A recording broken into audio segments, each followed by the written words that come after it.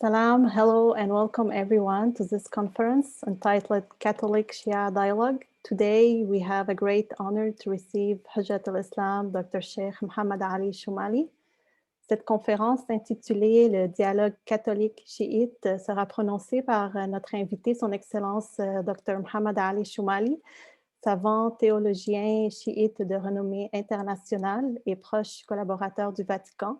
Dr. Shomali est expert en dialogue interreligieux depuis plus de 20 ans et c'est notamment dans le contexte de la récente visite historique du pape François en Irak et de sa rencontre avec l'ayatollah Ali Sistani le 6 mars dernier que se situe l'esprit et l'idée d'organiser cette conférence à l'Institut d'études religieuses de l'Université de Montréal. Dr. Shomali graduated from Islamic seminaries in Qom and has a BA and MA in Western philosophy from Tehran University. He then completed his PhD at the University of Manchester. His thesis was about ethical relativism. His postdoc research focused on ethical questions related to life and death. He is the author of 13 books and 96 articles. Dr. Shomali est très engagé dans le dialogue interreligieux à haut niveau et a organisé et participé à de nombreuses rencontres dialogiques à travers le monde, notamment en Grande-Bretagne, aux États-Unis, au Canada, en Italie, en Australie, en Grèce, et j'en passe. So, Dr. Shomali, thank you for accepting our invitation. It's a great honor to have you today. My pleasure, thank you. Thank you, welcome. Je vais tout d'abord partager une courte vidéo, un short vidéo qui retrace dans le fond l'historique du dialogue interreligieux. Et donc voilà, juste un instant. So let me share my screen.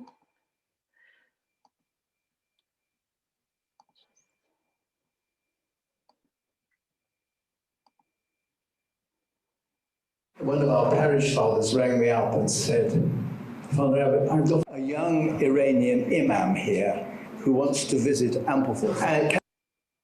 Can he come and visit? I said, of course, of course. That was the first meeting with Mohammad Ali Shomali and I. Our relation kept growing. So in 2000, Abbot Timothy Wright told me, Mohammad, are you happy to give a talk on Islam? I asked him to come and speak to the monks. Now, this is rural North Yorkshire. Anything outside Yorkshire is foreigner. So when I said to the monks, I said, I've asked an Iranian, very high quality Iranian Shia to give a talk to you on Islam. They went, what? The most conservative monk in that group came to me afterwards and said, that was brilliant. Absolutely brilliant.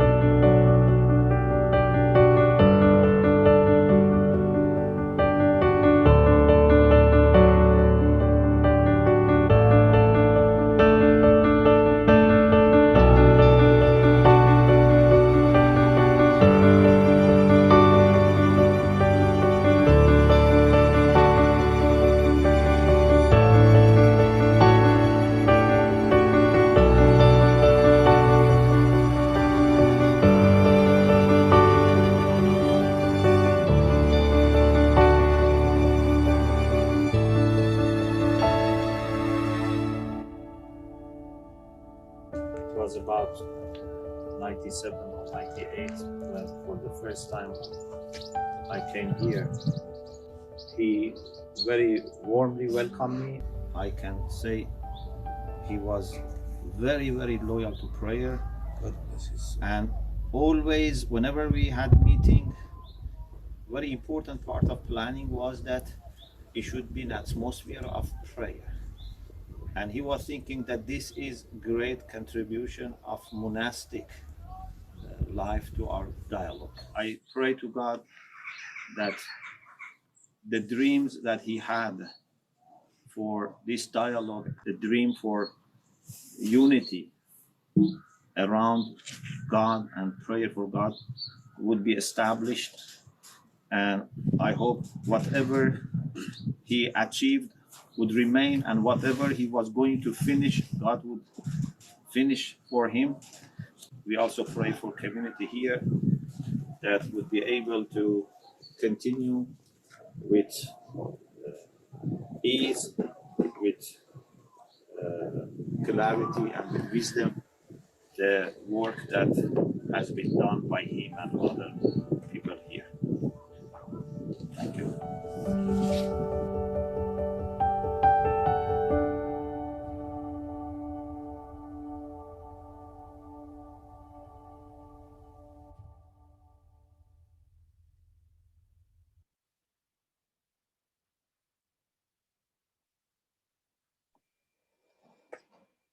تفضلوا Sheikh Shomali, the floor is yours. Thank you. In the name of God, the compassionate, the merciful, I am very delighted to be with you. And whenever there is an opportunity to talk about dialogue, I would be taking this as a blessing from God, because the good news has to spread. So thank you very much for inviting me, and thank you, all of you, for being here with us. I thought it would be good to start with watching this video that was recently prepared by some of our sisters. And it gave you some idea about 9 rounds of Catholic Shia dialogue that we had. But now I would go a little bit earlier and tell you about how I was involved into this dialogue, and about some of my reflections that along with this work have been made, which has theological aspects, some have philosophical aspects, some are spiritual. So I will share just some of them, and then we would have the opportunity for receiving your comments and questions. I was born in 1965 in Iran's capital, Tehran. When I was in the age of 17, I had so many questions about God, and I had read many books about God, and I used to ask, my religious education teachers about God, but I thought I'm not convinced. So I decided to go to the seminary of Qom, which is the largest center of learning for Shia Muslims and maybe all Muslims. So I was in a school, a special school for Iran, which was a national body for talented students. And most of people there go for medicine or engineering or pure sciences. But I decided to go to seminary, and I didn't have any cleric in my close family or contacts, but I told my parents, I need to find answer for my questions. So I got their blessings, and I moved to city of Qom in 1982. And I started my Islamic studies, but from the beginning, I had very much interest in philosophy, Islamic philosophy because I wanted to find my answer for questions that I had. And also I had interest in spirituality and ethics because by listening to lectures of some of great scholars like Ayatollah Mutahari, I had the idea that I need to work on my mind and heart together. So just studying philosophy without spirituality was not going to be enough. So I tried to follow both these lines of philosophy and spirituality along with Arabic, logic, jurisprudence, etc. And then when I entered Dars Kharij, which is the advanced level of studying in Shiite seminaries, I also decided to study Western philosophy because I wanted also to see what is Western contribution to the philosophy. So I started also doing my BA and master in Western philosophy at Tehran University. I used to go to Tehran and take some lessons and go back to Qom, be there for the rest of the week for my Islamic studies at Qom. And then in 1996, after I finished my master's in Western philosophy and completed my dissertation, which was on After Virtue by Alistair McIntyre. So I was granted a scholarship for doing a PhD.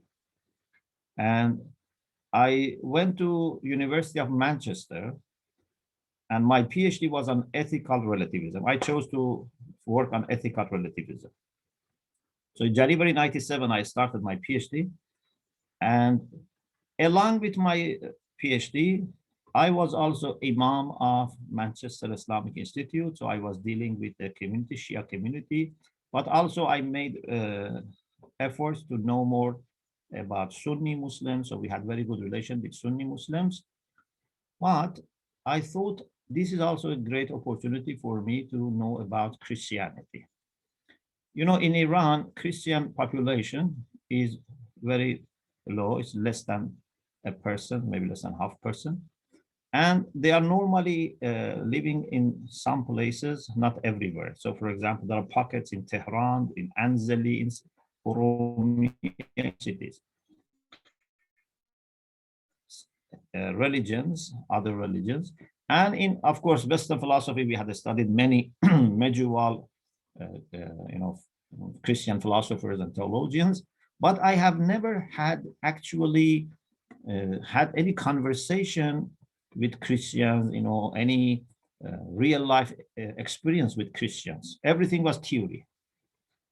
So when I was in the UK, Manchester, with my wife, who is also a seminarian, so we thought it's good time to know more about Christianity.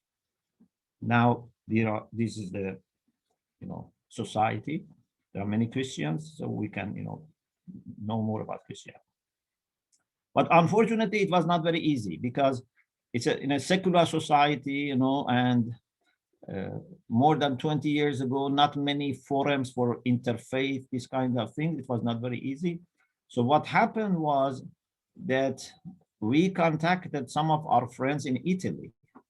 So my wife had a friend in Italy who knew some Christians who are actually part of a lay movement in the Catholic Church called Focolare. You might have heard the Focolare movement. So my wife told her friend, you were talking about these good Christians. Can you show us, some of them also in the UK, so we can, get in touch with them and explore this world. So one of our Focolare friends from Liverpool, their nearest house was Liverpool, came to Manchester and visited us. And then for the first time, we attended a Christian program in Liverpool at the University of Hope, which is a Catholic university. So we were very impressed that there are people who talk about God and love, because we were seeking, a religious atmosphere in Manchester. We had our community, but we were very small, compared to the rest of the society. But now we see English people talking about God and love. It was amazing. So next to me, there was a priest who is also a Benedictine monk, Father Jonathan from city of Leyland. And this is the first time in my life I'm sitting next to a priest. But I had no, worry. No, actually was very much enjoying our time together. And I told him, I come from from a Muslim seminary background. Is it possible to see a Christian seminary? I want to see how Christian seminaries are run. So he said, there is Ampleforth Abbey. It's not a seminary, but is a place for formation of the monks. It's the largest monastery in the UK for Benedictines. And they have college, but they have also formation program for the monks. So he said, because he belonged to the same community, he said, I will talk to the abbot, and if you like, we can go and visit. So this is about 97, 98. So he talked to Abbot Timothy that you saw him on the film, the first person who was speaking. Very good friend of mine that unfortunately we lost him. He died about 2 years ago, and we went to visit his grave. Also, I was in for funeral, but also in the 9th round of dialogue, we ended with prayer next to his grave. So Abbot Timothy welcomed, and I went there. I slept overnight. This is the first time I'm visiting a monastery, and I very much enjoyed the atmosphere of monastery. Their prayers, Gregorian chant, I very much loved it. Their offices of prayers were, similar, like 5 offices of prayers, like 5 prayers that we have. I very much enjoyed being in monastery. Thanks to God, although I was not trained, I had no experience, I just was, going naturally, finding my way, but I was very comfortable. I never thought, with, suspicion or, a strange, kind of feeling. I felt very much at home. So Abbot Timothy told me, Mohammad, don't let these monks contaminate you. So he laughed and he was very humorous. But later, when we became very good friends, I realized that was a worry inside himself. He told me to be careful, but indeed he was himself being very careful about me being there, because this was their first experience of dialogue with Muslims. And they had some experience with some Buddhists, but then one monk had become a Buddhist, so it was not a good experience for them. So they had some worries, but he was telling me, be careful.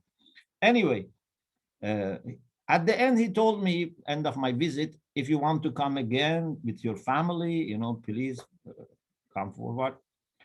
And, for Benedictines, hospitality is very important, and they try to see the guest, as Jesus. So they were very hospitable. So with my wife, we went many times there. And along with Benedictines, we also kept growing our relation with Focolare. And we went to their Mariapolis. So the first Mariapolis we attended was like a week in summer, hundreds of Christians, families all well together. We were the only Muslim family. This is maybe 98, 99. And my wife decided to work for her dissertation on love in Christianity and Islam. And therefore, we were using library of the monastery. We were talking to some monks. We wanted to make sure that her understanding of love is, fair and balanced. So thanks to God, everything continued. We used every opportunity to know more about Anglican Church. We visited St. John's College in University of Durham, which is for training Anglican priests. So we used every avenue for knowing more about Christianity. Then in 2000, so after several years of knowing each other and visiting, Abbot Timothy told me, Mohammad, are you happy to give a talk to our brethren? I said, yes. And he said, what are you going to say? I didn't think about it in advance. I just came to my mind. I said, I can give them an introduction to Islam and then talk a little bit about Islamic spirituality and end with some practical instructions given by Muslim mystics so that they can compare it with their own tradition. He said, it's very good. Why you don't give 3 talks? I said, okay. So we fixed a date, and later, actually, I came to know that the first was according to Islamic calendar coinciding the demise of Prophet Muhammad. So I used to be in that year, 2000, 2001 in London, because I had finished my PhD. So 1 year I was in London, and therefore I used to drive from London to Ampleforth and give lecture, be with the monks for dinner, sleep there, have my breakfast, and come back. Our relation kept growing. Then when I was going back to Iran in 2001, I told to one of the monks who was younger and had PhD in theology, would you like to visit us in Qom, in seminary? And he said, I should take permission from the abbot. So he talked to Abbot Timothy, and Abbot Timothy said, yes, but I want to come also myself.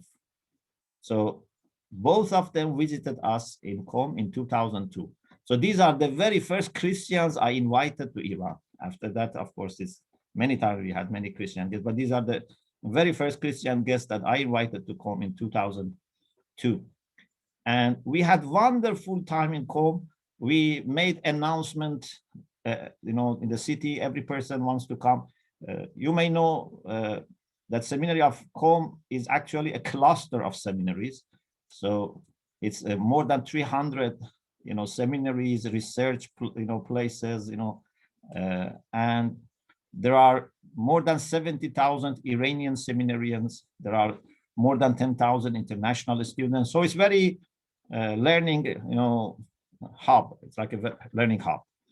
So we announced to people that we have these two monks, these are these lectures, and always we had good attendance. Sessions were running over time, and they were very happy. And later, when Abbot Timothy went back, he wrote a report in tablet.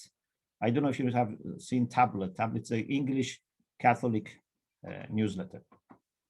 And he said, we were very happy with our habits. We could go everywhere, and they were very happy with seeing the names of God on billboards, etc.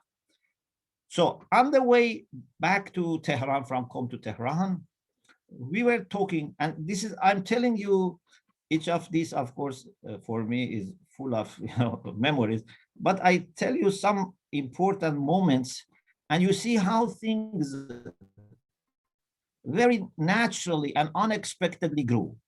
Me sitting next to a priest and just not missing the opportunity, talking to him and saying I want to seminary, then going there and then going again, like it. So in the car, we said, what would be the next step? This is 2002, on the way to Tehran from Qom. We said maybe we can have a dialogue, organize a dialogue in the UK between Catholics and the Shia. They welcomed, and Abbot Timothy said we can have it in our own abbey. We have lots of guest rooms and facilities.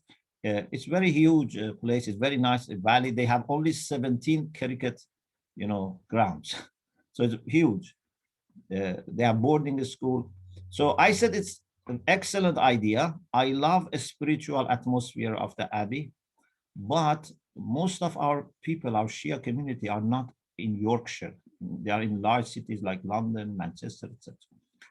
So they said we go back to the UK and find a partner in London. So they went back and they approached Heathrow College, which unfortunately is now closed, but Heathrow College was run by Jesuits. And they were happy to host one day. So we had in July 2003, the first Catholic Shia dialogue of this caliber in the UK. I'm sure there were many other dialogues between Catholic and Shia, but ours started in 2003, July 2003. One day at Heathrow College, we said we invite about 50 Catholics, 50 Shia, then just some 20 from us, 20 from you. We go to Ampleforth from Sunday to Wednesday to engage in discussion and prayer, eating together, staying together, and make friendship. Thanks to God, it went very well. Neither I had experienced that much before, nor they had experienced that much before, but we just, try to listen to God and be ourselves and natural. Tablet wrote afterwards that this was the first major British encounter of the Catholic theologians with Iranian Shiite thinkers and theologians. So they were very, impressed by this. Jewish Christian also forum, they thought that this was a good model. They also wanted, to do something similar. So we decided to publish the book. In 2004, we published the first volume of Catholic Shia Dialogue. And also they visited again Iran, but this time 2 Jesuits, 2 Benedictines. Then we had the second round of dialogue in 2005, the third in 2007. And in between, we had visits and we published books. So we published by 2008, 3 volumes of Catholic Shia Dialogue. Then, because Abbot Timothy was no longer abbot, so for some time we had a pause. Then he went to Rome, and he was a spiritual director of St. Beda College in Rome. St. Beda College is a college for English-speaking, people who want to study there. So in 2010, I took a group of PhD students from Cologne there, and I met him, Abbot, in Rome, and we planned for resuming our dialogue. So in 2011, we had the 4th round of Catholic Shia Dialogue.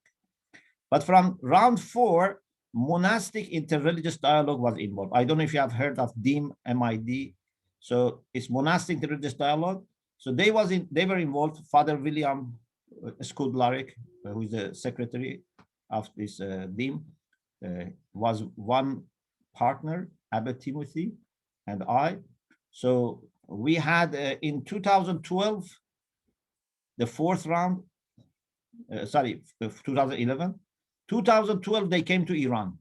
We had the 5th round in Iran. Then 2014, the 6th round in Assisi. Then 2016, again, they came to Iran. We went even to Mashhad, the shrine in Mashhad. 2017, based on the suggestion of one of our Benedictine monks from Kenya, because our dialogue always had international elements, Catholics, Shia from different countries. So one of our monks said that let's take this news of friendship to Africa. So in 2017, we went to Nairobi, and we had our 8th round of dialogue in Nairobi. Very successful. And one of the outcomes of that meeting was a good relation we made with Tangaza University, which is run by religious orders. And every year since then, we have had conference, we had courses together. Then 2019, we had the 9th round of Catholic Shia Dialogue. We were supposed to have the 10th last summer because of COVID, it's postponed. So October this year, we are going to have, God willing, the 10th round of Catholic Shia Dialogue in Vienna. People from different countries would come. We have now published 6 volumes of book. And also Abbot Timothy and I won an award from Iranian president in the Book of the Year award for dialogue. So this is our main track, or main rail of dialogue. But on the side, I can tell you, we had, if not hundreds, certainly tens of different rounds of dialogue and meetings with Catholics, with Mennonites, with Protestants, and different types of Protestants, and also with some Orthodox, with the Armenians, and with also Ukraine, etc. So what I want to share from this point on is some of my reflections on significance of this dialogue and the also role that I think we need to play. And I want also to make some reference to the recent visit of Najaf by the Pope and meeting with Grand Ayatollah Sistan. So I try to mention all these things very briefly. Initially, my understanding, of course, was That's okay. We are Muslims, Christians, believers in God. We should have good relation with each other, dialogue. The Quran is talking about dialogue. We have not learned dialogue recently. It's a Quranic instruction. قُلْ يَا أَهْلَ الْكِتَابِ تَعَالَوْا إِلَىٰ كَلِمَةٍ سَوَاءٍ بَيْنَنَا وَبَيْنَكُمْ. So for us, dialogue is very natural, and even us, someone like me, without any training, without any mentor for interreligious dialogue, just because of my own way of theological training and because of the Shiite tradition, I was very happy to explore, Christian world and have dialogue with them. So this was my beginning point, and still this is true, but this is just the foundation. Little by little, based on the experience and along with my theological reflections, I developed a different understanding. For example, I came to understand that the Quran is not talking to us about different religions. We had learned, in classes, reading the books on religions, that there are different religions. Prophet Jesus founded Christianity, Moses founded Judaism, Prophet Muhammad founded Islam, but this is not the Quranic account. The Quranic account is not that we have different religions. The Quranic account is that God has only one religion. And all the prophets and messengers call to one religion. And that religion is submission to the truth, absolute truth, to follow the will of God. And our prophet didn't bring a new religion.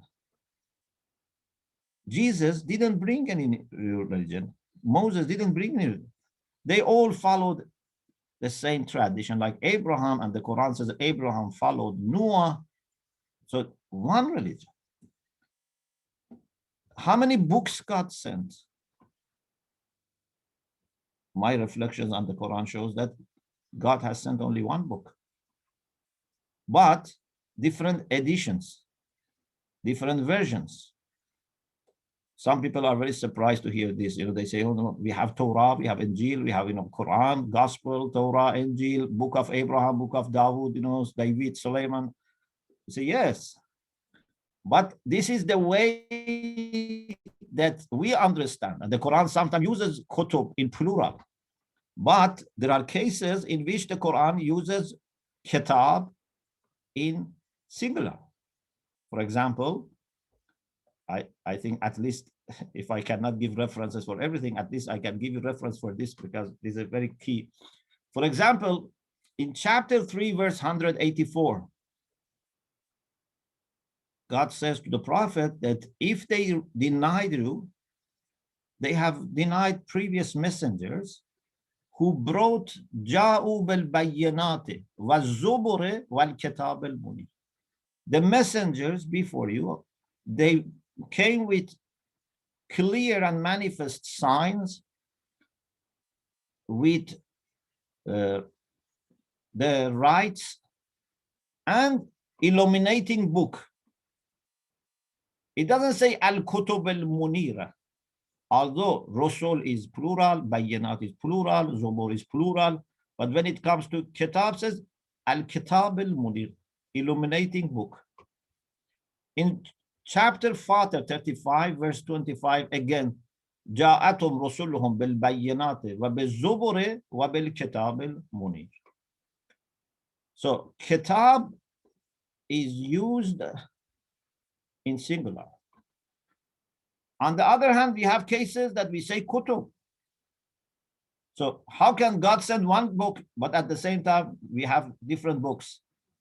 The answer is this. But then there are lots of other references. We can, talk about this in one session, just about this issue. The idea is that God has sent one book, but different editions. Like, you have one author produces a book. After some time, he releases a new edition, then a new edition, but the same author. The essence is the same. So it's one religion, it's one book, it's one nation. This is also very important. We keep hearing about, for example, Islamic nation, which is true. We can have Islamic nation, but we have to remember that Islamic nation is a branch of a bigger nation. And God refers to all followers of Abraham and all followers of all the prophets and says, إِنَّ هَذِهِ أُمَّتُكُمْ أُمَّةً وَاحِدَةً وَأَنَا رَبُّكُمْ. This is your own united nation. Not United Nations, United Nation. Ummatan wahid is your single nation. So when we read these verses of the Quran, when we understand more the significance of Tawheed, unity of God, and how unity of God should be reflected in unity in God. Every person who is closer to God should work for unity of humanity, because God's plan is that we should voluntarily get together around the truth. He doesn't impose his plan. He says, "Lo sha Allah la jama'ahum ala al-huda." Had he wanted, he would have brought all people by force towards the truth. But he doesn't force. But he wants us to move towards unity. And anyone who is conscious of God should be a voice of unity. And anyone who follows people like Pharaoh, who has satanic desires, would always divide. Dividing people and separating and partitioning is not godly act. And then little by little, these reflections continued. And I told one of my very good friend, Professor Piero Coda, who is very top Catholic theologian. He used to be president of Sofia University up to a few months ago. So in one of the visits I had there, I told Piero, because they had invited me, we have lots of relations, going, coming, taking groups. And after one program that they invited me to teach for about interfaith from Islamic perspective, then I told him, Piero, you as a Focolare person, you are very committed to unity. I think I am also committed. But it seems to me we are stuck. After some initial discussions and talks and friendship and unity and love between us, it seems we don't go that much further. We need more guidance. And I am sure if we struggle for guidance, God will give us, because the Quran says that those who struggle in our way, we will certainly guide them. Then I said to Piero something that maybe was not said before by any Muslim or any Christian. I said to Piero, I cannot tell God honestly that I did my best for understanding your plan if I only read Muslim books and I only discuss with Muslims.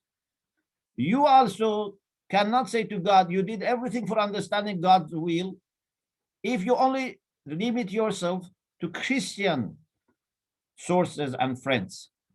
Let us get together, and with the love that we have for each other, with unity that we have, ask God to guide us.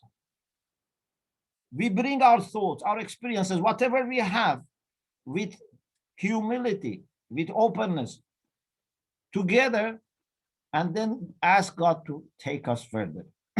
But we don't say to God, tell me first so that I say to the other person. Now, this is a problem. One of the problems in dialogue is that sometimes people want to say the best thing. Although there is friendship, but they want to say the best thing. They want to say that, our side is better. No, this is not our way. Our way is that we come together.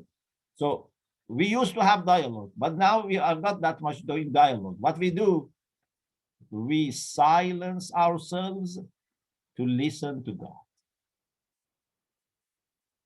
So I talked to Piero and his team. He talks to me and my team, but we try to create a silence where God can speak to us. Because unfortunately, many times we have spoken so much that we don't let God to speak. We impose our ideas on God. Even we have converted God. You know? For many Muslims, God is Muslim. For many Christians, God is Christian. But God is neither Muslim or Christian. Let God speak. Not always, we speak on behalf of God. So we try to create silence among us so that we listen to God, but with 2 ears. I believe we have to listen to God with at least 2 ears. Of course, there can be more ears, but here I want to talk about Islam and Christian because these are very close to each other. We need to listen to God by a Muslim ear and a Christian ear. Why? Because God sometimes speaks to both ears. Sometimes God may speak to one ear. We don't want to miss anything. Maybe a Christian mystic, maybe a Christian theologian has found something useful. God has inspired him. I have to benefit. Maybe a Muslim mystic, Muslim theologian has been inspired by God. Christians need to know about this. It shouldn't matter actually for us who is saying this. As long as it's coming from God, it doesn't matter. We are Muslims, and very clearly, and we have our identity. Our Christian friends, they have our identity. Nothing is diluted. No theological differences are compromised. That is all there. But when it comes to submission to God, we can be the same. Because I believe the main thing is how much you are submissive yourself to the will of God, how much you are surrendering yourself to the will of God, how much you are listening to God. The next thing is which way, a Muslim way or a Christian way. Unfortunately, we first say fight over the ways, but we don't submit ourselves to God. Most of people, they fight over, should I follow this road or that road? But in the end, they neither go this road or that road. Only few people really dedicate themselves to God.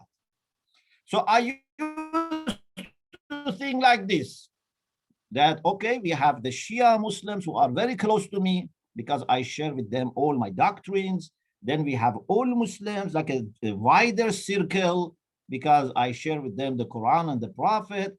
Then we have Abrahamic traditions because I share with them God of Abraham, hereafter, etc. Then other believers in God in non-Abrahamic tradition, and like this. Of course, I was happy to reach out to every human being with goodwill. But I think this is just one simple way of looking at relations based on the doctrines. But now, if I want to see how my relation with someone is, I don't look at it just this way. I say, who is more submissive to God? If a Sunni Muslim is more submissive to God, I should be closer to him than a Shia Muslim who is not submissive to God. A Christian is more submissive to God than a Muslim. I should be more closer to that Christian who is submissive to God than a Muslim. Because for me, God is the most important thing. And for me, whoever is closer to God must be closer to me, if I am God-centered. And thanks to God, in our relation, we have been able to find that how much a dedicated Christian who loves God is close to my heart. Even I feel closer to this person than a relative of mine who is not very much into this kind of spirituality. And so it's not a matter of which name, which title, which sect, which religion, as much as doctrines are concerned. It's a matter of a reality of what is happening in your heart. Is your heart beating with the love for God and for his people or not? If someone's heart is beating for God and for his people, I should be very happy to be close to this person. Because if someone, this is my last point, if someone shares the same God with you, how much he shares with you? Unfortunately, big mistake is people say, okay, this is one doctrine. You believe in one God. Okay, one doctrine is common. Then say, okay, 2, 3, 4, 5 doctrines are common. Few doctrines are not common. So they put 2 columns. What is common, what is not common? This is wrong. This is not at least complete. This is not adequate. If you share the same God, it's not just one doctrine. This is the most central doctrine. If someone shares with you the same God, if you are a believer in God, this is more than 90%. Because for me, God must be the most important thing.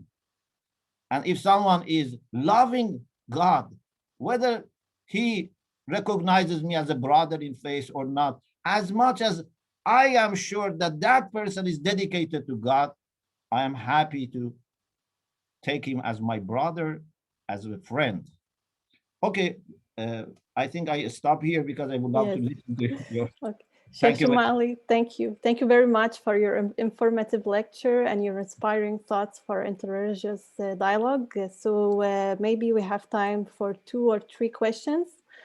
So anyone in the audience? Yes, Karel, go ahead, please. Thank you, Sheikh Shomali, and Your Excellency. I was thinking about this book, Roman Catholics and Shiite Muslims, published in 2003. I actually discovered it by accident at my library at the Islamic Institute of McGill. And I actually, I had to escape from another conference just to hear your conference, because this, this subject mattered to me as a researcher back in the day. And it just made so much sense to me to think about Shiite and Catholic dialogue, because I had spent my teenagehood in the Lebanese community here in Montreal, witnessing many similarities between Maronite and Shiite. Not only as Lebanese, but also as people of faith. So I worked on a master thesis project on this Shiite Catholic dialogue theme, which had to be abandoned, but which maybe I hope to get back to it one day.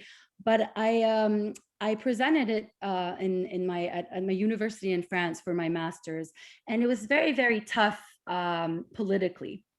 I had to face, a very strong Sunni, pro-Sunni axis community of scholars who told me to stop learning Arabic and continue learning Persian, and to, and it was very tough for me to kind of explain that I really wanted to investigate in Lebanon or in the Near East, this question. And they would tell me, that, what do you want? You think that Maronites and Shiites you will make them, fall in love with each other? Like, it's impossible. Politically, to them, it didn't make any sense. And as an anthropologist, my work was more to see, the similarities culturally, spiritually, as in the popular religion also, and also theologically as a basis. So I wanted to know, if you had sort of something to say on a perspective on this matter, because when I went to Lebanon afterwards, same thing happened. Differently. They tried to politicize and instrumentalize my work, saying, you're going to work on, the political parties and like the leaders. And I told them, but I want to work on, the spirituality of the people, the anthropology of Shiites and Catholics. So it was really tough. And I had to give up. Unfortunately, at the time, I was really a young researcher and probably not really ready to defend my work all the way, and all the dangerous implications on the field in Lebanon sometimes, also as a foreigner. Thank you, Karel. Yes. Thank you very much for your question. Ahead. Maybe we can let him answer, because there's no much. Okay, thank you very much. Thank you. Thank you very much. I think, yes, this can be an issue that, especially in some contexts, things can quickly become politicized. But uh, I think to begin with, you need first to establish trust and friendship. And then when you are good friends, you can discuss any topic. But unfortunately, some people first start with politics or start with difficult questions. For example, right away, they go to crucifixion. Right away, for example, some Muslims ask about Trinity. These are not the topics that you start with, and the main thing, as the Quran says, common word. We should start with some of my Catholic friends. They can talk about anything in Islam that they find it maybe not clear, or maybe strange. I don't mind. I can talk about because we know each other, we trust each other, we love each other, and we know that there is no agenda, there is no conversion happening here, nothing, just pure. But to begin with, no. To begin with, everyone can have a guard, and so we have to be very careful. This is why my way of dialogue is that I attend sometimes, one-off rounds of dialogue. But my main round of dialogue, where I need to reflect and understand, is with the friends that I know them for decades, up to we are dying. So our friendship, for example, with Abu Timothy continued even after he died. This is the way, because I feel very comfortable today. I don't know why, because, maybe because of your unity. So I say something that maybe it's not good, but I say this. So I say my mind works very well if I can be with the people with whom I can put on my pajama. In what sense? In the sense that I don't need to be worried, who is going to judge me, who is going to accuse me, who is going to misunderstand me. If I trust you, then my heart opens, my mind opens. Sometimes I share with my, Christian friends, and there are also Shiite, friends, things that still I am thinking. I say, honestly, I am thinking. This is not my conclusion. This is not final, but I am in need of listening to your comments. So in an official dialogue, you cannot do these things. You have to say everything, very formally and officially, and but we just want to benefit like a family. In family, you can discuss everything, but if it's not the spirit of family there, then it can be divisive. So I fully understand your challenge, but I think we need to continue. We need to build friendship, and then we can get into difficult topics. Thank you. Thank you, Sheikh Shomali. Is there any other questions? Yes, Professor Brodeur. Yes, again, Mutshakkiran, many thanks for your wonderful lecture, and for those who prepared the documentary about all of these different dialogues beforehand. It's very, very important and useful to start that way. My question is simple. You have almost 25 years of experience at specifically Catholic Shiite dialogue. What would be for you today the most important remaining challenge in that specific dialogue?